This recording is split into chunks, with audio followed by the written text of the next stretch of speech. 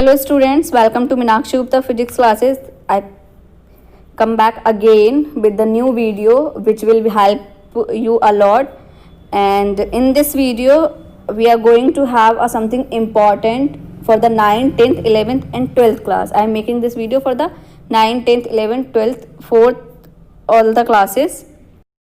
In this video we will talk about the deleted syllabus of physics for class 9, 10th, 11th, 12th. What was that कि CBSE ने 30% syllabus physics मतलब सारे subjects में कम किया है upcoming session के लिए, तो हम फिजिक्स डिस्कस करेंगे। डिलीटेड सिलेबस ही क्यों डिस्कस कर रहे हैं? बिकॉज आपको क्या करना है, अपना जो भी आपकी क्लास है उसकी बुक निकाल लीजिए, रेफरेंस बुक है अगर आपके पास, तो जो सिलेबस हट चुका है बस उसको क्रॉस कर देंगे, बाकी आपका जो भी सिलेबस है वो रह जाएगा। अगर हम बचा हुआ सिलेबस डिस्कस करेंगे तो it will be a long, तो मैं सिर्फ वही सिलेबस बताऊंगी जो डिलीट हो चुका है, उसको आपको नहीं पढ़ना है, जो बचेगा वो तो हमको डिस्कस करना ही करना है। So let's start with the 9th class. So students, first we will discuss about the 9th class syllabus, the part which has deleted by CBSE। तो in 9th class we have the chapter, first is motion, second force and Newton's law of motion, third gravitation. In these three chapter there is nothing which has been removed. कुछ भी remove नहीं हुआ है। जो हमारा remove हुआ है वो हुआ है चैप्टर 4, जो आपकी बुक में, अगर आपके पास बुक्स हैं तो you can check it. Chapter 4 है हमारा फ्लोटेशन। उसमें ये जो टॉपिक्स दिए हैं इसमें लिखे हुए दिख रहे हैं, I am reading. In topics को आपको क्या करना है, बुक लेकर उन टॉपिक्स पे सिर्फ क्रॉस कर दीजिएगा कि these topics will not come in your coming session. Like flotation में आपका थ्रस्ट एंड प्रेशर कट किया गया है, आर्किमिडीज प्रिंसिपल एक टॉपिक है उसको हटा दिया गया है, बियोंसी हटा दिया है, elementary idea of relative density, इतना आपका चैप्टर 4 में से हटा दिया है। और जो चैप्टर 5 है साउंड, उसमें काफ़ी बड़ा चैप्टर है, उसमें से आपका nature of sound and it's propagation in various medium हटा दिया, स्पीड ऑफ साउंड हटा दिया, range of hearing in humans हटा दिया, और अल्ट्रासाउंड हटा दिया है, रिफ्लेक्शन ऑफ साउंड हटा दिया, इको हटा दिया, सोनार हटा दिया, structure of the human ear भी हटा दिया है। इतना आपका जो है 9th क्लास में हटाया गया है। और फिर अभी नेक्स्ट देखते हैं 10th क्लास में क्या क्या है। तो 10th क्लास में देखिए इम्पॉर्टेंट है, बोर्ड है तो आपको बहुत अच्छे से समझना पड़ेगा 10th क्लास में क्या है।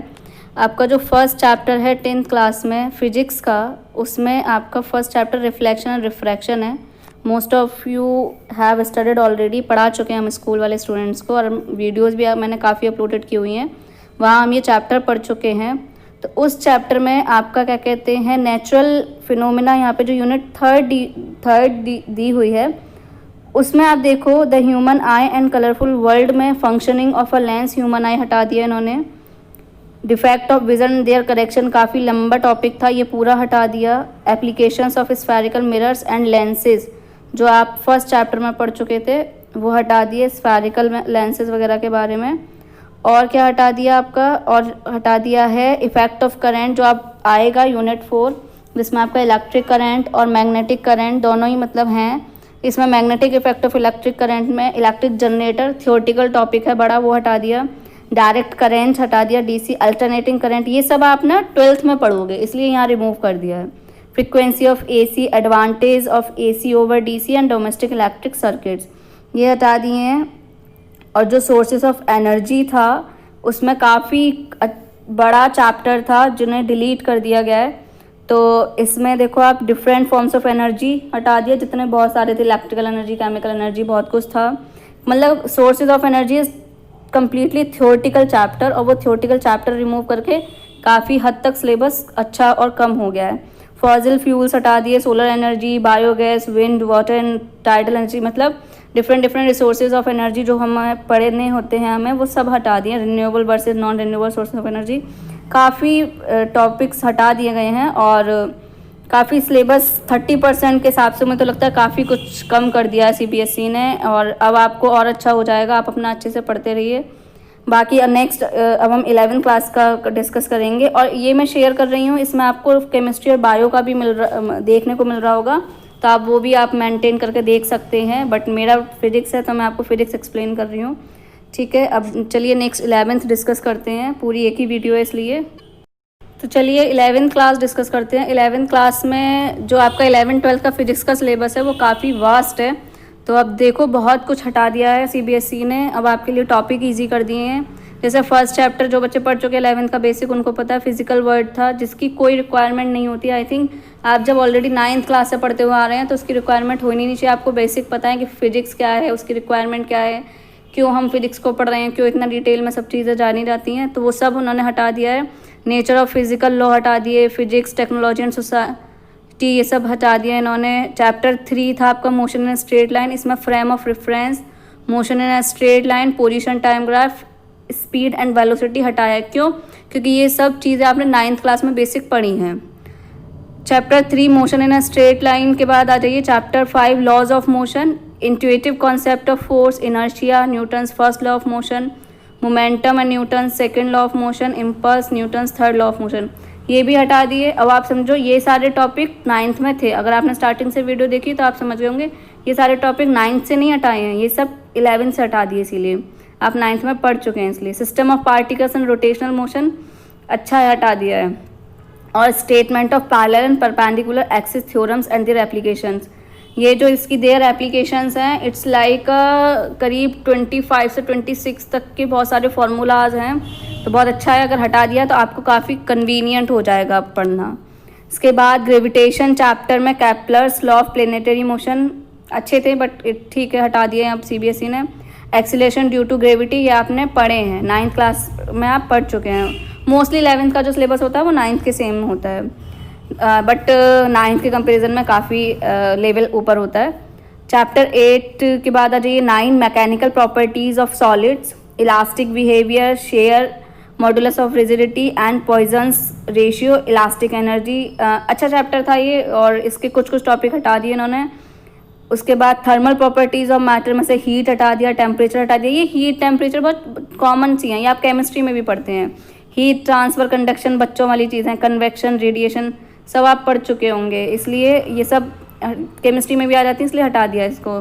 थर्मोडायनामिक्स में heat engine and refrigerator theoretical topic था पूरा, और हीट इंजन जो है वो एक तरह से कार्नट इंजन भी बोलते हैं, जो एक कॉन्सेप्चुअल था, एक इमेजनरी था जिस पे रेफ्रिजरेटर वर्क करता है। बट अच्छा है, अगर थ्योरेटिकल चीज़ें जितनी कम हो जाती है उतना ईजी होता है, सिलेबस कम भी लगता है और न्यूमेरिकल पोर्शन आ जाता है तो बच्चे को करने में भी इंटरेस्ट आता है।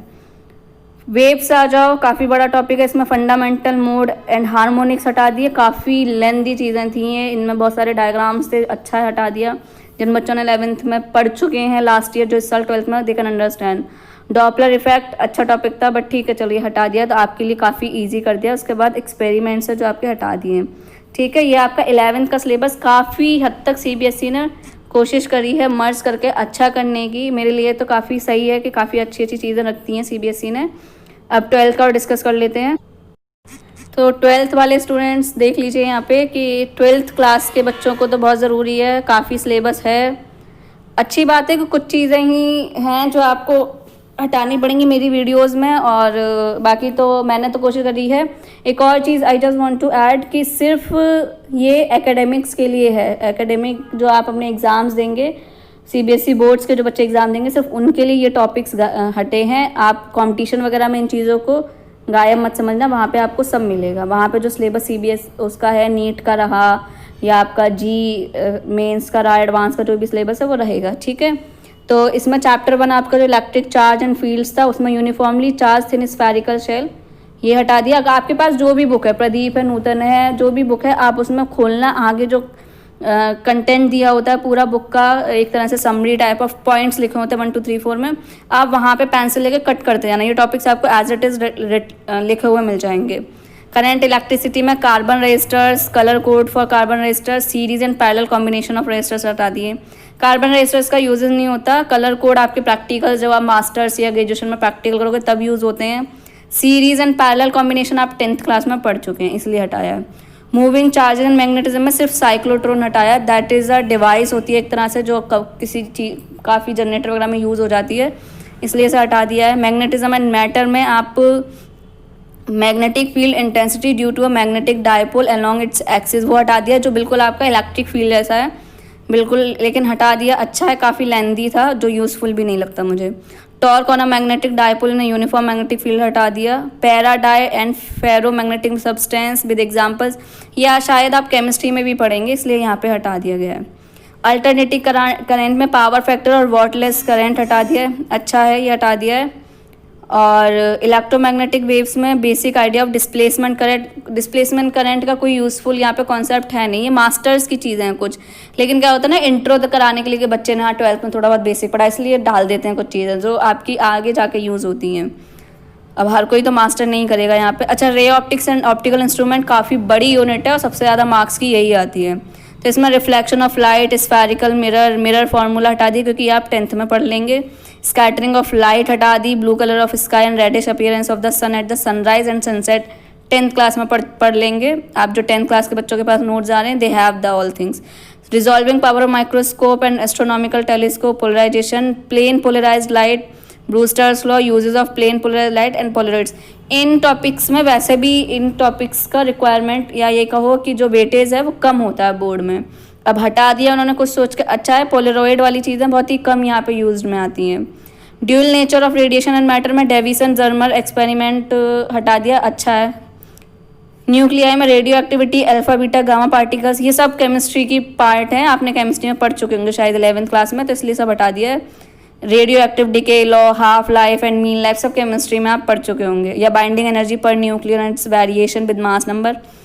Semiconductor, electrons, materials, devices and simple circuits हटा दिए, अच्छा किया। वो समझाना लाइक बच्चे को ना नई सी लगती है आधी। सेमीकंडक्टर का मतलब ये होता है कि आधा कंडक्टर, अब उसमें कैसे उस चीज़ को सेटअप करके समझाते हैं हमें ही पता है कि जेनर डायोड का कोई यूज़ नहीं होता, देयर कैरेक्टरिस्टिक, जेनर डायोड कभी कहीं नहीं यूज़ होता। ये सब आपके ना जब आप बड़े लेवल पर आ जाओगे पोस्ट ग्रेजुएशन पे या ग्रेजुएशन पे, तब ये सब चीज़ें यूज़ में आती हैं, तब आपको पता होनी चाहिए इनके बारे में बस।